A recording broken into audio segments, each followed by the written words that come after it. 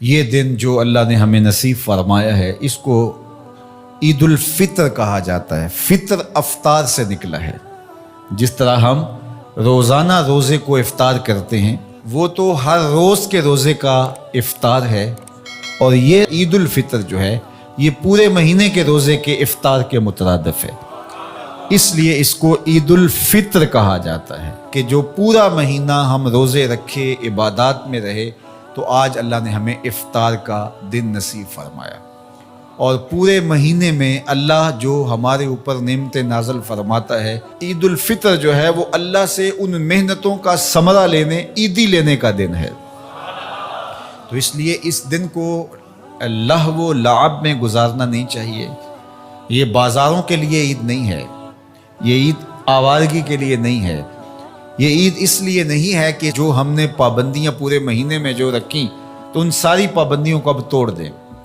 وہ سیکھنے کا موقع تھا، اب اس پر عمل پیرا ہونے کا موقع ہے۔ ہمارے رب نے ہماری آزمائش کی، ہماری پرکھ کی کہ میرے بندے ایک مہینہ رکنے کے بعد اب کیا ان کا مزاج پیدا ہوا ہے کہ وہ واقعہ ہی میرے احکام پہ عمل پیرا ہو جائیں۔ میں نے کہا کھانا نہیں ہے تو مرغن غذا موجود تھی، پاکیزہ طاہر غذا موجود تھی، انہوں نے نہیں کھایا۔ میں نے کہا پینا نہیں ہے، انہوں نے ٹھنڈا میٹھا مشروب دستیاب ہونے کے باوجود چاہے آب زمزم بھی ہو تو انہوں نے ایک گھونٹ نہیں لیا، میرے حکم کی تعمیل کی۔ تو ایک مہینے تک میں نے حلال کاموں سے بھی ان کو روک کے رکھا، تو میں دیکھنا چاہتا ہوں کہ اب میرے کہنے پہ حرام سے رکتے ہیں یا نہیں رکتے ہیں۔ تو اللہ چاہتا ہے کہ یہ میرے بندے اب اس عمل کو اپنے اوپر یوں ہی طاری کر لیں۔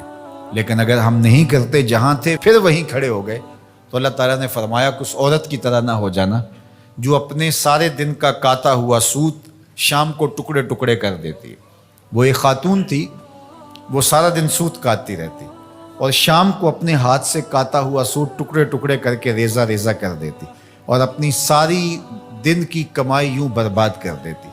تو فرمایا کہیں تم بھی ایسے نہ ہو جانا کہ اپنی ساری محنتوں کو جب پھل ملنے کا وقت آئے، جب صلہ ملنے کا وقت آئے، تو اس وقت تم ترک کر دو اور تم پھر اس عورت کی طرح ریزہ ریزہ کر دو۔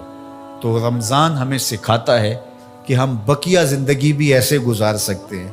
اور کسی نے کہا کہ اگر ساری زندگی رمضان کی طرح گزارو گے تو تمہیں آخرت عید کی طرح ملے گی۔ تو اس لیے اپنی زندگی کو رمضان کی طرح بسر کرو۔ حضرت داتا گنج بخش علی حجویری علیہ رحمہ اپنے شیخ ابو الفضل الختلی سے روایت کرتے ہیں، فرماتے ہیں کہ الدنیا یوم ولنا فیہا صوم، دنیا ایک دن کے برابر ہے اور ہم روزہ رکھ کے گزار رہے ہیں۔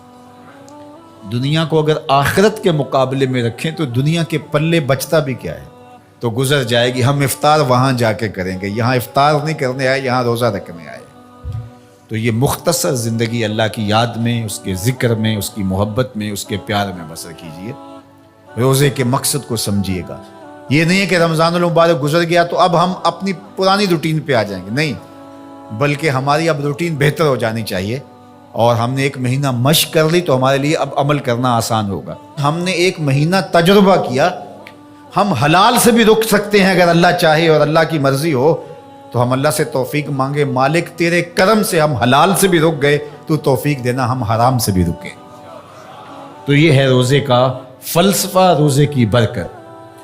اب یہ یوم الفطر جو ہے یہ افطار کا دن ہے، یہ شکرانے کا دن ہے، یہ اللہ کی بڑائی بولنے کا دن ہے، اور غرباء کو، مساکین کو، اپنے ہمسایوں کو، عزیزوں کو جو مالی طور پہ مستحکم نہیں ہیں، ان کو عید کی خوشیوں میں شامل کرنے کا دن ہے۔